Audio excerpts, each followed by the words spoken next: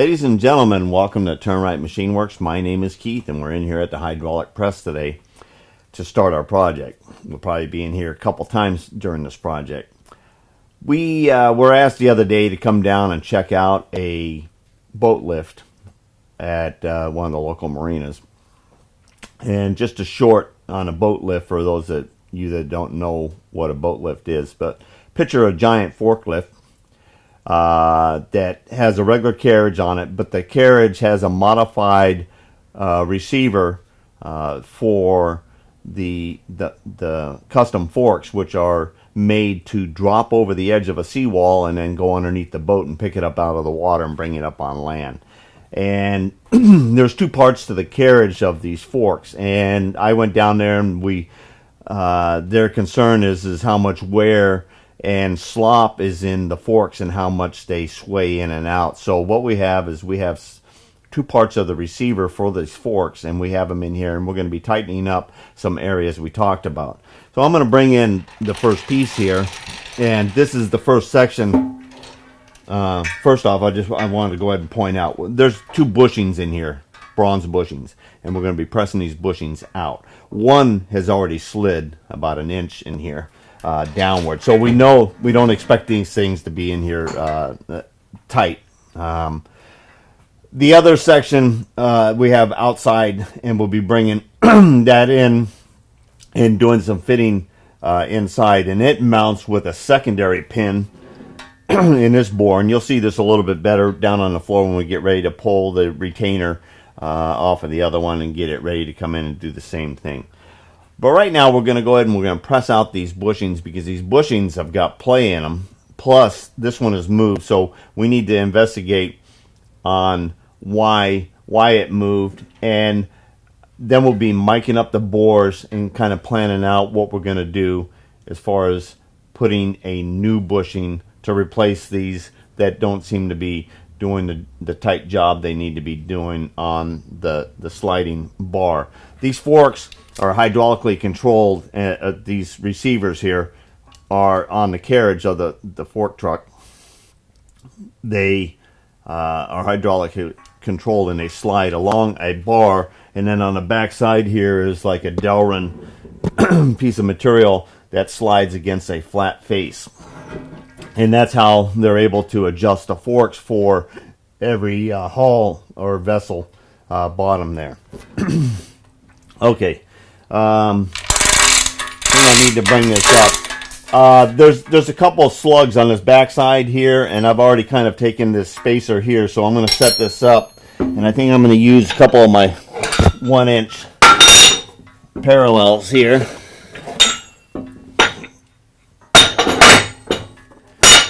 I'm going to set a couple up here, and then I'm going to set one over here.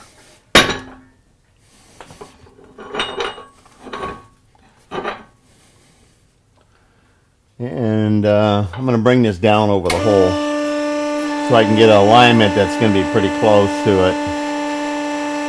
Now I've already taken a round disc. I'm going to grab that in a minute. And I turn the OD to make sure that I fit down inside here so I don't scrape the wall. All right. And let's see if we got...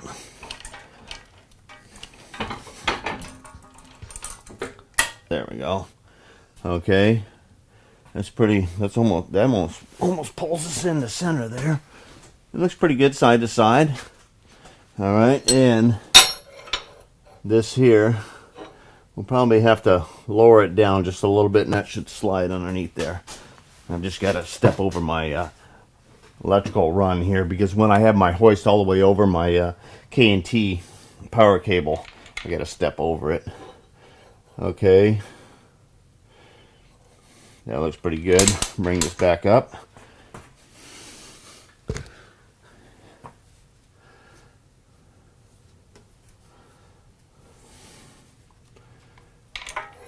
And we know we got to be flush with this outside, so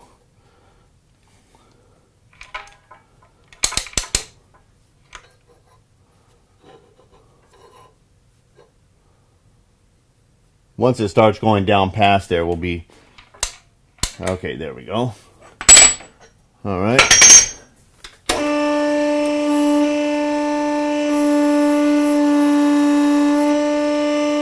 Now here's our ring that has that diameter, and that's just a piece of chunk that we had over on the rack. We have another disc there. A lot of cut-offs and part-offs and things like that I use for pushers.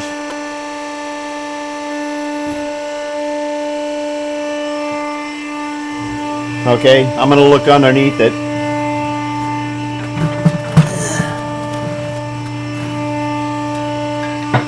Okay, it looks good to go. Okay, just my suspicion. That's not nowhere near a tight press fit. Okay, the first bearing or bushing should be falling out. Okay, there it goes. I know I don't have enough travel to go all the way down there, so I'm going to stick this in here.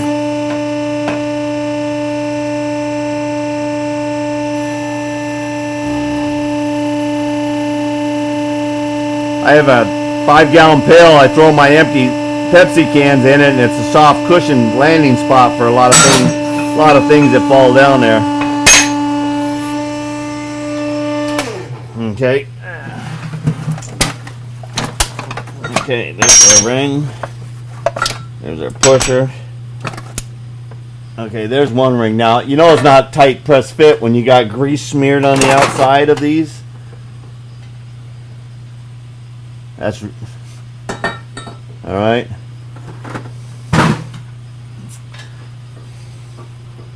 Yeah, you should be able to see that.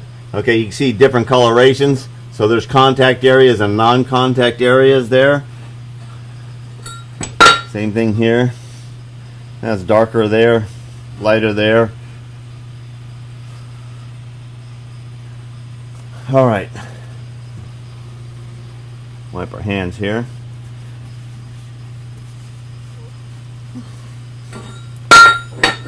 All right, let's take this thing back down to the ground here, and we're going to wipe out that hole, and we're going to take some micrometers, and we're going to measure that hole, and we're going to measure those bearings, and we're going to see how it was assembled by the last repair man.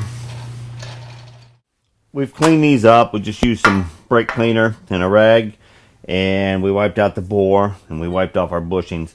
This bushing is the bottom one, and this bushing is the top one, and they went in just like that. The grooves were started on the inside, but they're not brought all the way out to the outside. And this one here, you can see, has got some dark coloring around it, and actually I can see rust residue on the OD of that end down there. All right, so those went like that. This is the other receiver here facing down. All right, we're going to call this the starboard side because this is the right side when you're in the vehicle and you're driving it. And that one there we'll be calling the port. All right. First off, there's a 4 to 5 Lufkin mic here, and we're going to go ahead and we're going to measure the OD of the bushings here.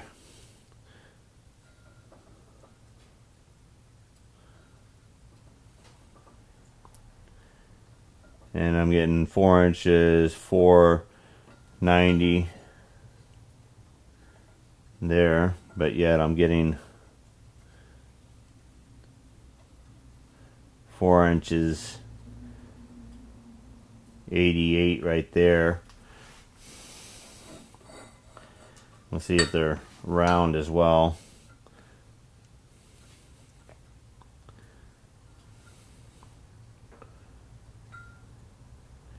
Four inches, 493. I'm just gonna write this down. 4 inches, 493. I'm just gonna be writing a couple different numbers down here. I'm gonna go all the way down to the other end down here, and we're 4 inches, 88.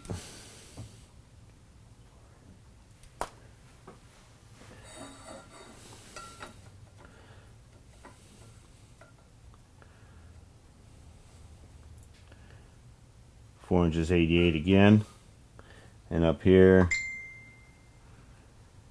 Okay, so it just appears that the bushing is tapered. Bushing is tapered. Almost 5 thousandths.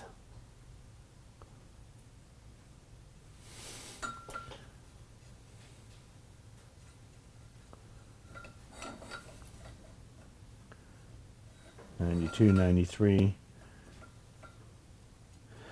And about 1,000 egg shape on that one. Okay, this bottom one,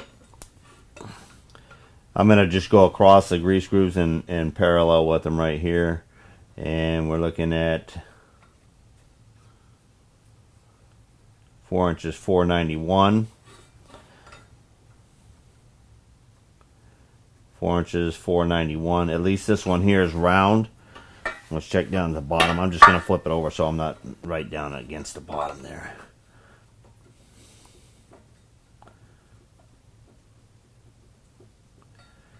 Okay, 93.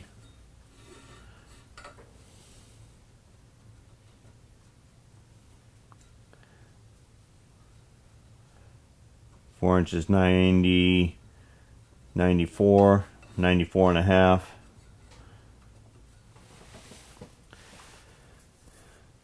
Okay, now this one here is a little bit bigger. It's a little, and this one stayed still. That one on the outside actually was the one that moved, and we can see why it moved, because it averages out to be less on the contact than this if the bore was uniform, no matter what size it was.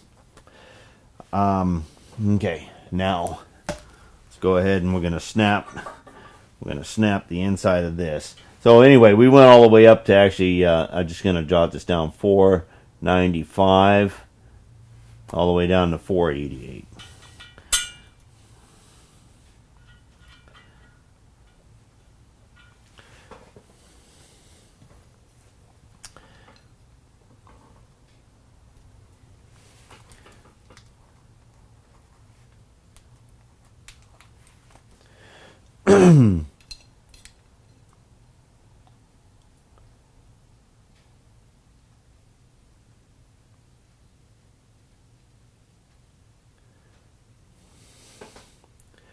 Um, 4 inches, 502.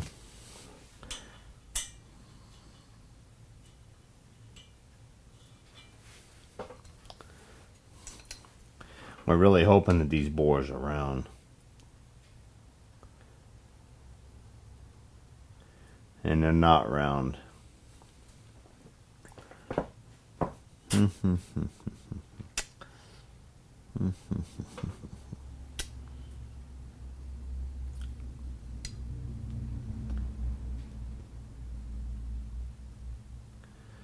Uh, 4 inches, 84.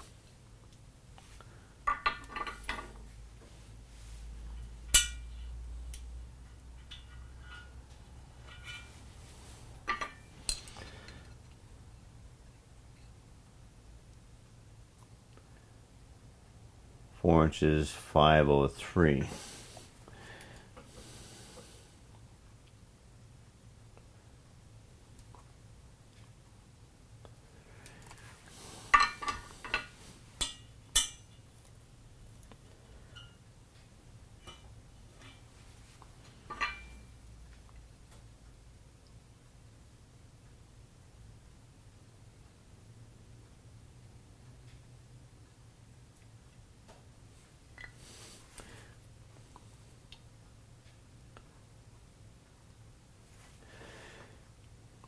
So again, almost 20 thousandths egg shape on this hole out here on this outside here.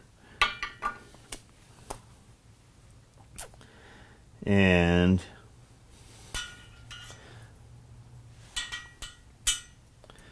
I'm going all the way down the bottom, the other end here.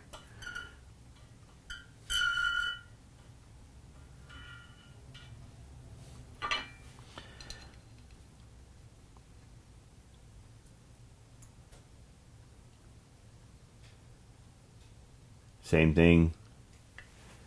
4 inches, 504. Within 1,000ths that way. And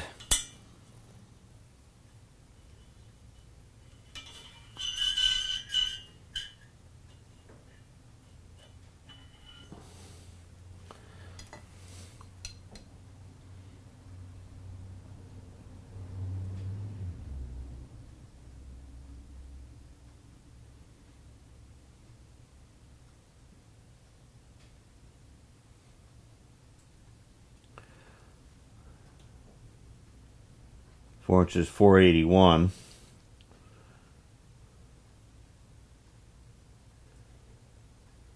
Or 486.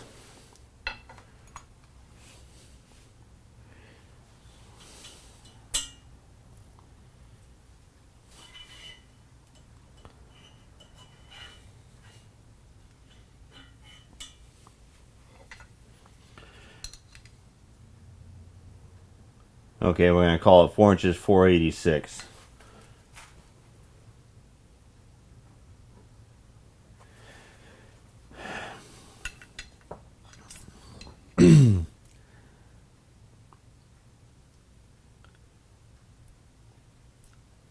All right, it's pretty uniform. I'm wondering if they actually bored these after they did the welding here, or if they did the boring before.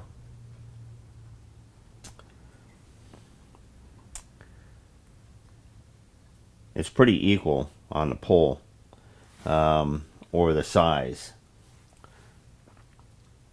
All right, we're gonna pull the other one there, pull the end plates off of there, and we're gonna mic that up as well.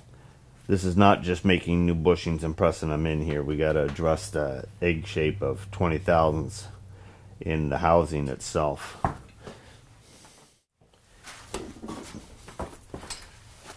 Okay, these two pins here are the two pins that carry the next section in here, so they're just sitting here. So I'm gonna move them.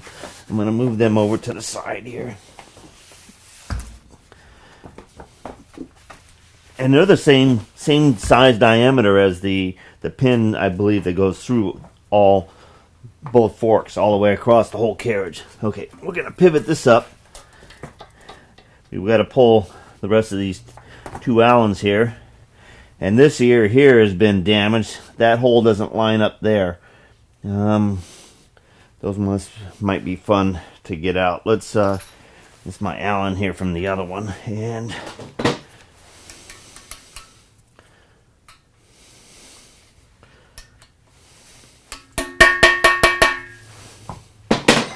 okay. I had to put a little cheater on the last one. Okay, don't have to on this one.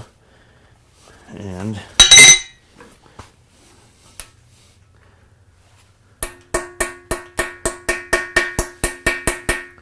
okay, get a scribe, dig out some of that.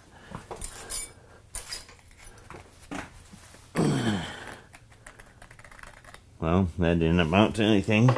It does look a little rounded off.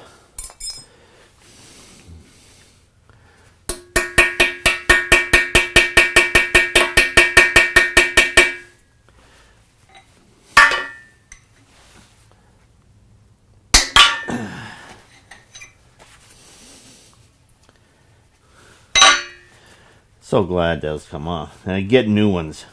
Now, at first I thought there was a lot of space there on those bushings there, but the bores have got a lead-in angle to them. The only way I can see that you might have put that in there.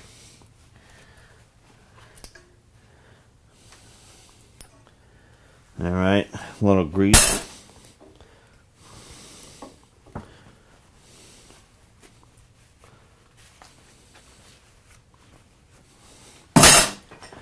I want to wipe that off. I don't want to. You want to get that up on my press.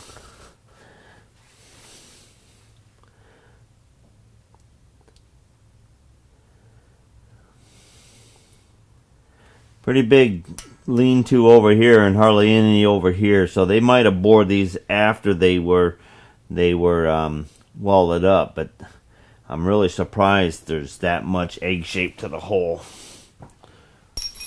All right, let's flip that over and we'll pull the other one off the other side.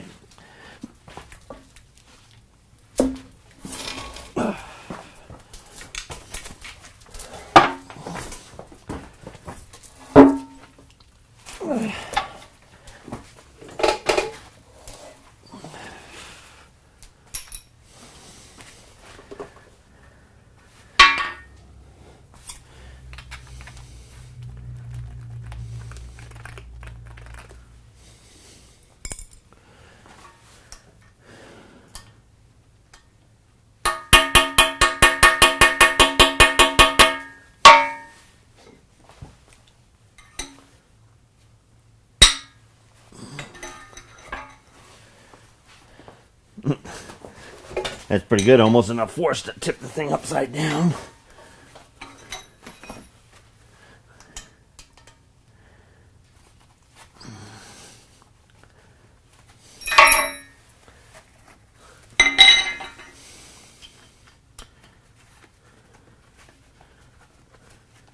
Been a while since that one's been off, I think. That one's galled. So those holes, that'll have to be cleaned out.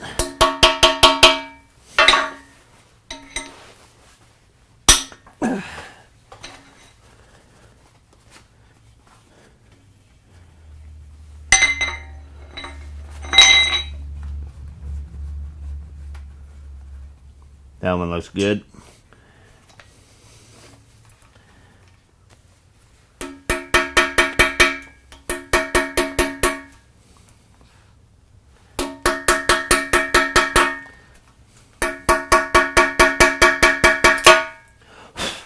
Come on, baby.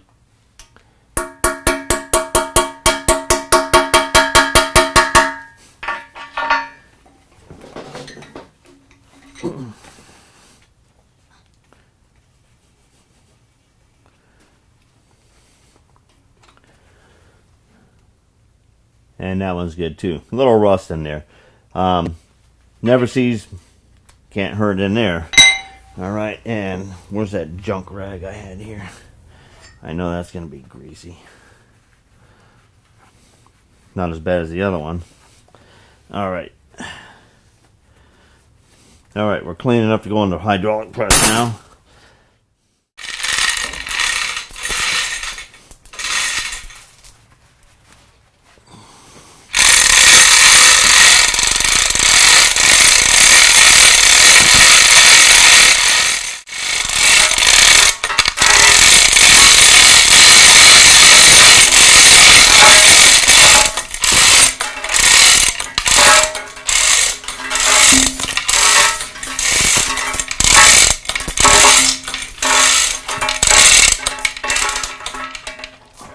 I like that. Everybody goes, hey, why don't you get electric hoist? Yeah, I can see an extension cord going around with this nightmare. All right, same thing as before. Because we got about the same built here. And I think I might actually have to move this in about 4 inches on maybe this side here will work. There we go. Yeah, I like that. I think that'll bring that in so it's a little closer. To align it.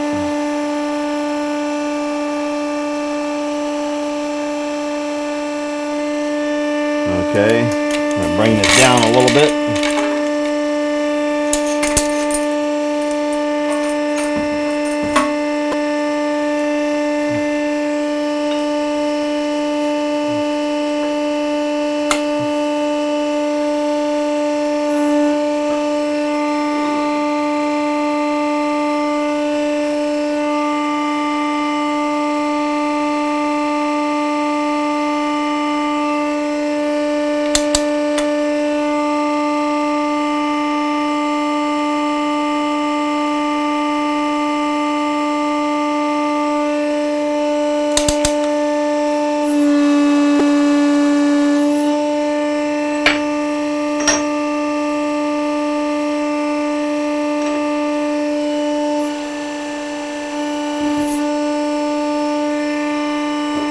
Okay, another double look. And we're just looking underneath to make sure that we're going to hit that hole.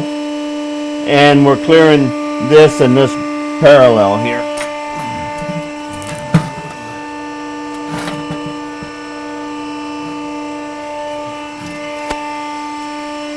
Okay, it's going to be close on the opening in the hole.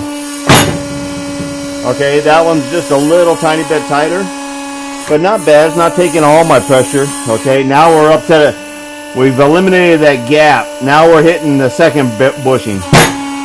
Okay. Second bushing is coming out.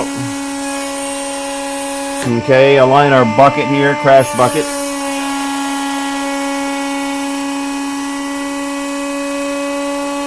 There goes our first one.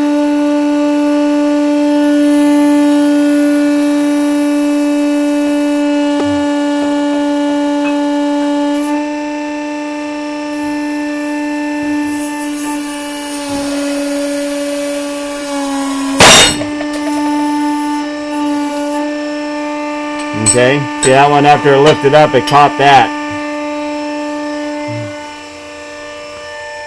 Okay, now it should catch it now.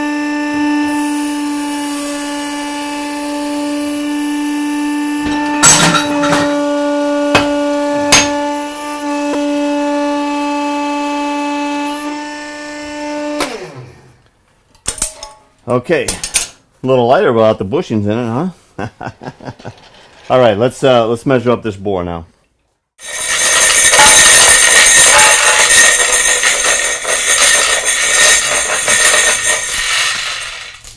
Okay, get our little drip pan and wipe her on down.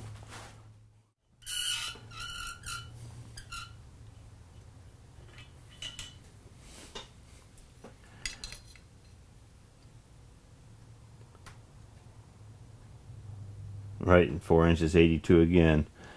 Okay.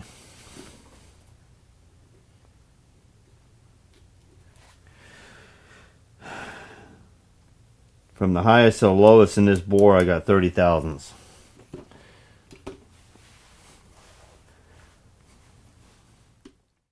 Alright, UPS just showed up. I left the other one up there. But talk about being fast, alright? I measured yesterday and ordered the material here.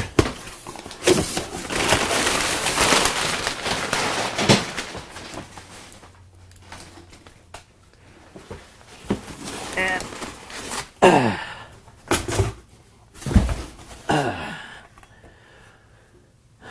there's the material for our 2 new bushings that will go through that entire hub right there.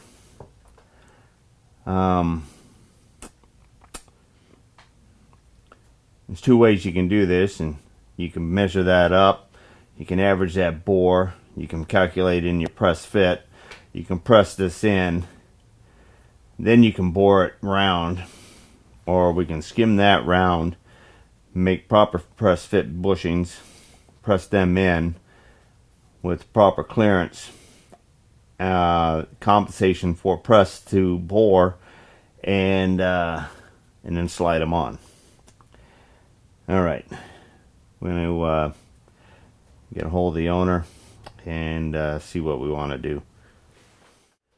All right, during the daytime today, I was able to get a hold of the owner, and we had a conversation and talked about the outer roundness and what to do about it. And we've come up with a conclusion, and what we're going to do on this project is we're going to go ahead and we're going to bore these receivers out true and round all the way through, and then we're going to fabricate our new bushings, which are going to be 100% bushing. Instead of two halves together with a gap in them like this, they are going to be one solid bushing all the way straight across.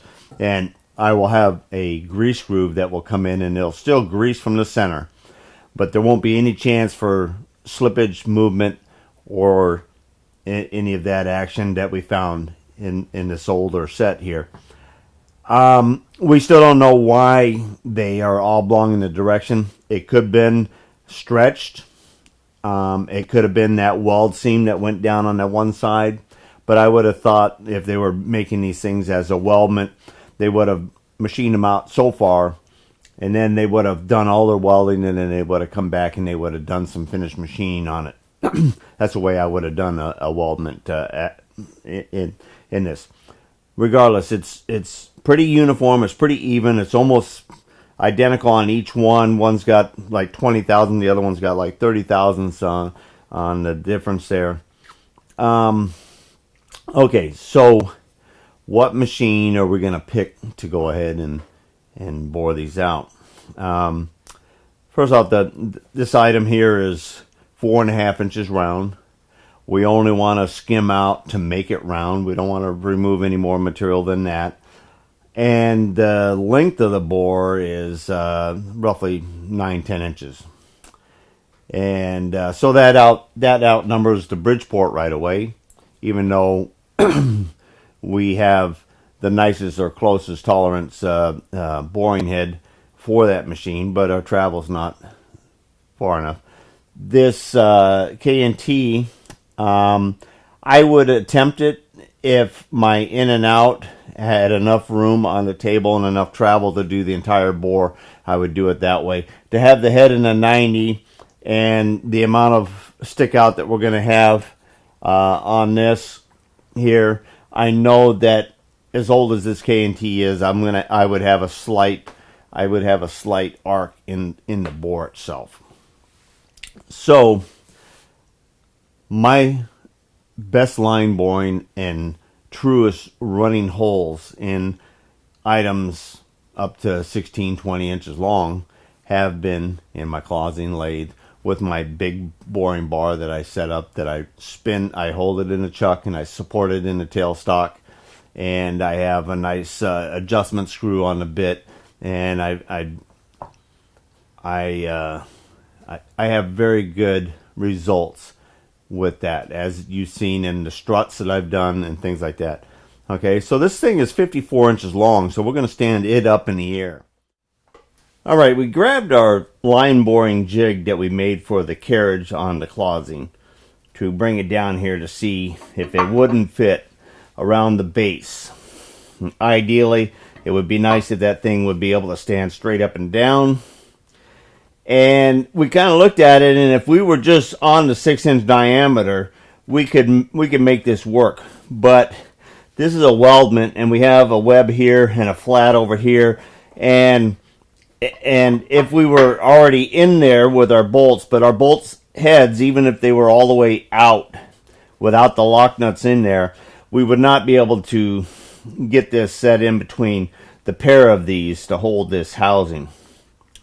So we're going to end up making a new jig to hold this in the lathe. This is 54 inches tall, so we're going to stand it straight up and down, and we're going to build a 90-degree head, and then we'll have a screw jack support underneath here. So we'll use this flat surface here to clamp it flat and screw jack it here, and that's how we're going to align the bore in the lathe to bore it.